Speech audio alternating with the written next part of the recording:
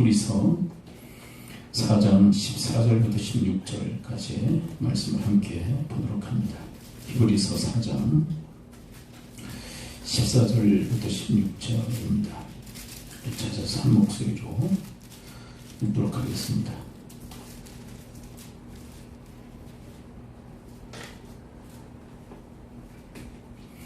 히브리서 4장 14절부터 16절 우리 한 목소리를 함께 읽죠. 시작. 그러므로 우리에게 큰 대상이 있으니 승천하신 이 곧 하나님의 아들 예수시라.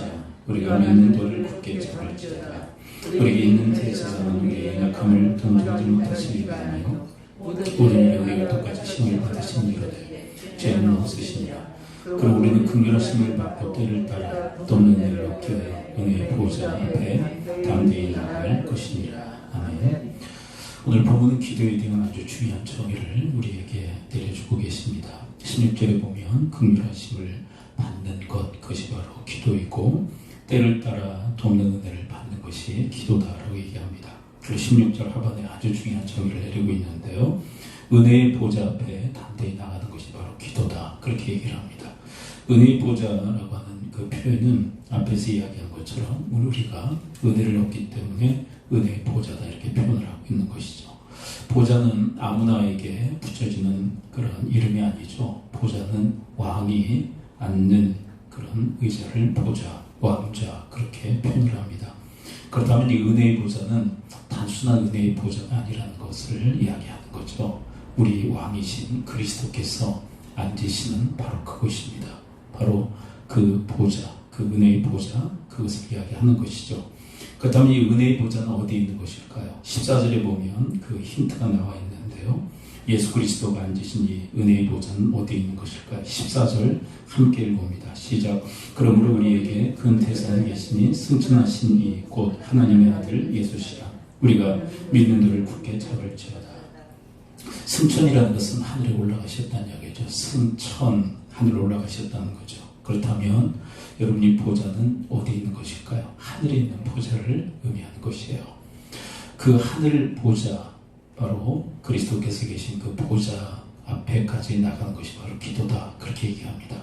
우리는 그냥 이 땅에서 하는 어떤 그런 정도의 기도가 아니라 기도라고 하는 것은 바로 하늘 보좌 앞까지 나가는 행위다, 그렇게 얘기를 하고 있는 거예요. 그래서 우리가 기도할 때 우리가 늘 염두하면서 생각해야 될 것은 뭐냐면, 그냥 이 땅에서 우리가 기도하는 게 아니라 바로 이 그리스도 예수의 보좌 앞에, 하늘 보좌 앞에까지 나가서 우리가 주님 앞에 구하는 것이 기도다라고 그렇게 설명을 하고 있는 거예요.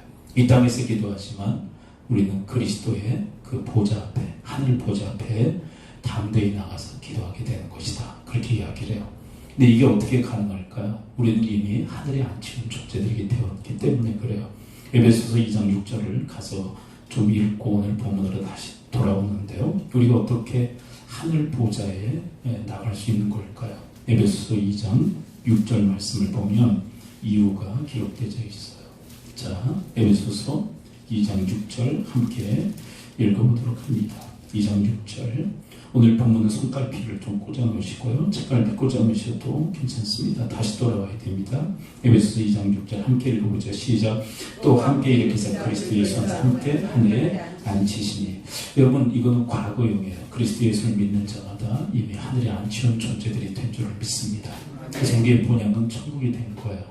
이 땅은 단순히 그냥 순례의 길을 걷고 있는 것뿐이에요. 나그네 인생길이죠. 우리는 본향으로 돌아갈 건데, 왜냐하면 우리는 그리스도와 함께 이미 하늘에 앉힌 존재들이 되었기 때문에 우리가 이 땅에서 살지만 능히 하늘 보좌 앞에 담대히 나갈 수 있게 되어낼 줄을 믿습니다.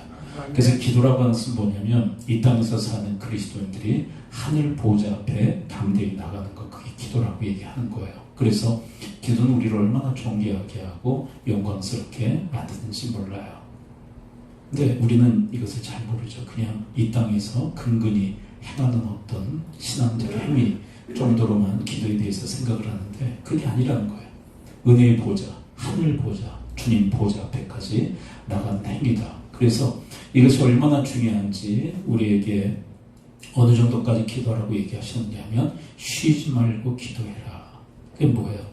늘 쉬지 말고 늘 이 하늘 보좌 앞에 나가는 일에 힘쓰라는 거예요. 이 땅에 발을 딛고 살아가지만 너희들이 이 땅에 속한 존재가 아니라 하늘에 속한 존재들이기 때문에 늘 기도에 힘쓰므로 하늘 보좌 앞에 나가는 일에 힘을 기울이며 그렇게 살아가야만 할 것을 우리한테 이야기를 하고 있는 거예요. 그래서 우리가 한번 그런 걸 한번 상상해 볼 수 있다고 생각해. 우리가 기도할 때마다 우리는 하늘 보좌 앞에 있는 거예요. 우리가 기도할 때마다 하늘 보좌 앞에 있게 되는 거예요. 얼마나 영광스럽고 얼마나 존귀한 일입니까? 자, 한번 따라서 고백해 보겠습니다. 기도할 때마다 하늘 보좌 앞에 서는 것이다. 그렇죠. 이 땅에 발을 딛고 살아가지만 우리는 하늘 보좌 앞에 설 수 있는데 그게 뭐냐? 기도라는 거예요. 기도를 통해서 우리는 늘 하늘 보좌 앞에, 주님 보좌 앞에, 은혜의 보좌 앞에 설 수 있게 된다라고 주님은 이야기를 하고 계세요. 그래서 이 기도라는 것이 얼마나 영광스러운 일인지 몰라요.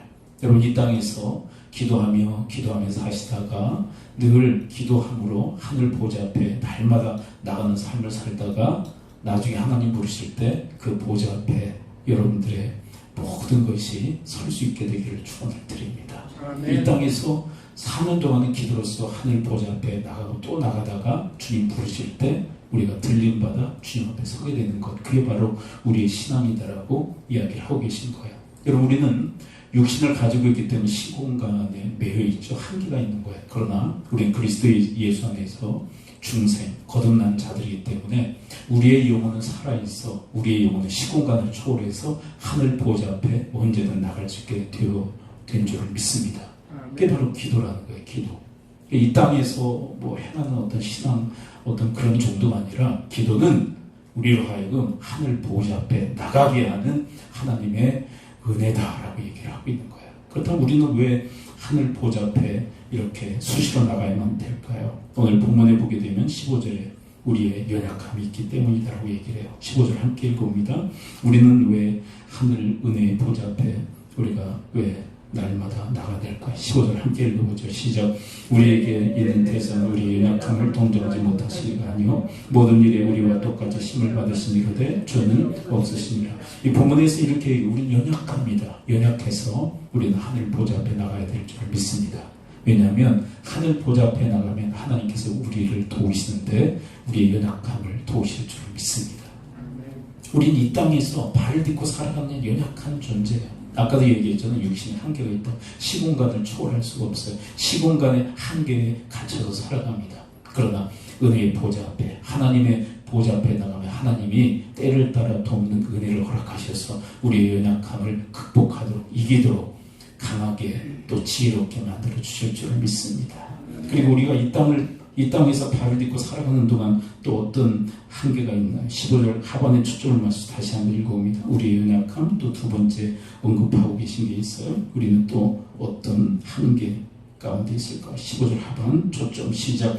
우리에게 있는 대자는 우리의 약함을 동정하지 못하시니가 아니요 모든 일에 우리와 똑같이 힘을 받으시니로되 죄는 없으시니라. 여기에서 우리에 대한 얘기를 하고 있어요. 주님에 대한 얘기도 하지만 우리에 대한 얘기를 하고 계세요. 우리는 어떻다고요? 우리는 시험받는 존재. 근데 시험이라는 게 뭐냐면 유혹이라는 의미도 있지만 이런 의미도 있어요. 히브리서 2장 18절을 가서 볼까요? 이 시험으로 인해서 우리는 뭘 당하는지. 그래서 시험은 유혹이라는 의미도 있지만 이 의미도 있는 거예요. 2장 18절 우리는 이런 연약함 가운데 있다라고, 이런 한계 가운데 있다고. 그래서 하늘 보좌 앞에 나가야 된다고 18절 함께 읽습니다. 시작. 그가 시험을 받아 고난을 당하셨은즉 시험 받는 자들을 능히 도우실 수 있느니라. 시험과 무엇이 함께 가고 있죠? 고난이라는 말이 함께 가고. 여러분, 우리는요 연약해서 이 땅에서 시험을 당하고 그리고 고난을 겪어요. 근데 고난 당하면 얼마나 고통스러운지 몰라요. 근데 여러분, 이 땅에서만 살면요 그 고통은 가중되어지고 확대 재생산될 수밖에 없어요. 왜? 인간이 그 모양으로 생겼기 때문에. 우리는 자꾸 고난당할 때 고난을 묵상해요. 그래서 확대 재생산해서 더욱더 고통을 가중시키죠. 그러나 하늘 보좌에 나가면 하나님께서 우리를 도와주실 줄 믿습니다. 아멘. 이 땅에서 당하는 그 고난을 이길 수 있는 힘을 주셔요. 그리고 이 땅에서 당하는 그 환난을, 그 괴로움을 이길 수 있도록 하나님께서 능력에 공급하시고 허락하세요. 그래서 역대하 16장 9절에서 이렇게 이야기하고 계신 거예요. 하나님을 온 땅을 두루 감찰하사 하나님의 전심으로 향하는 자에게 하나님의 능력을 부으신다.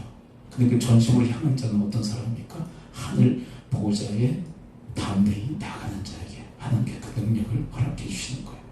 그러므로 여러분, 하늘 보좌에 나가지 못하는 사람은요, 하나님께 받은 놀라운 복을 누리지 못하는 사람이에요.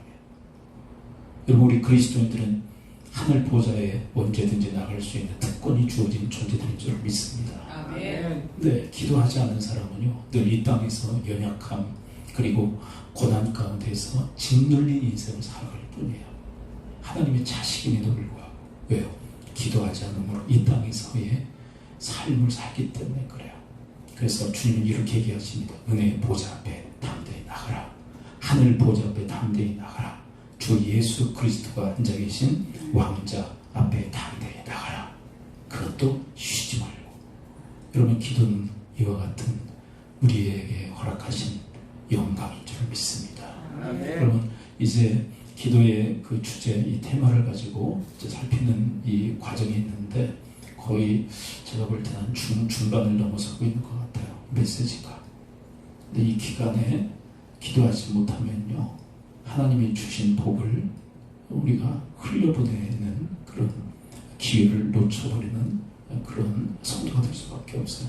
이 기간에 여러분들의 그 기도가 회복되어지고 기도하신 분들은 더욱더 강화되어지고 또 여러분들의 기도의 재단들이 소성되어질 수 있게 되기를 축원을 드립니다. 아멘. 이 기회를 아니면 언제 이 기회가 올지 몰라요.